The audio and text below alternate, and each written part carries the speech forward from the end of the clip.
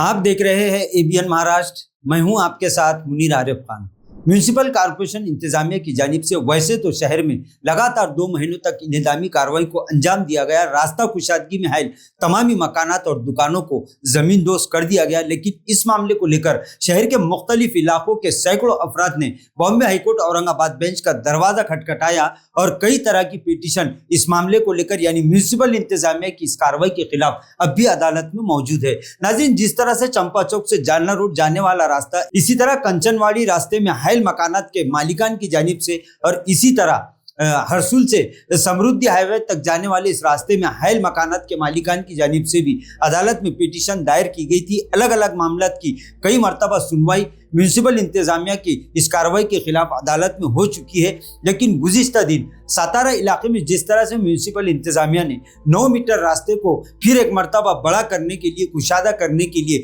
इसे 15 मीटर करने का मंसूबा तैयार किया और इस बात का बयान दिया था कि इस रास्ते को कुशादा करने के लिए यहाँ पर मौजूद प्रॉपर्टी मालिकान को म्यूनिसिपल इंतजामिया की जानिब से नोटिस दी जाएगी और इसके बाद कार्रवाई का आगाज इसी महीने में होगा। इस मामले को लेकर म्यूनिसिपल इंतजामिया के इंतजामी दस्ते की जानिब से मार्किंग भी की गई थी। इसी मामले को लेकर एक साकिन म्यूनिसिपल इंतजामिया की इस कार्रवाई के खिलाफ सातारा के एक दरखास्त गुजार ने बॉम्बे हाईकोर्ट औरंगाबाद बेंच में एक पिटीशन दाखिल करके इस बात का मुतालिबा किया था कि इंतजामिया की इस कार्रवाई पर रोक लगाई जाए। नाज़रीन, दरखास्त गुजार की जानिब से पैरवी करने वाले वकील ने बॉम्बे हाईकोर्ट की औरंगाबाद बेंच को बताया कि जिस तरह से म्यूनिसिपल इंतजामिया ने 9 मीटर रास्ते को 15 मीटर करने का मंसूबा बनाया है, इसमें हायल इस प्रॉपर्टी को ग्राम पंचायत की जानिब से इजाजतनामा यानी तामीर का इजाजतनामा भी हासिल है। उसके बावजूद भी म्यूनिसिपल इंतजामिया इस पर कार्रवाई करने के लिए तैयारियों में मसरूफ है। इसी मामले को लेकर बॉम्बे हाईकोर्ट की औरंगाबाद बेंच की जानिब से गुज़िश्ता दिन म्यूनिसिपल इंतजामिया को एक नोटिस जारी करने का हुक्म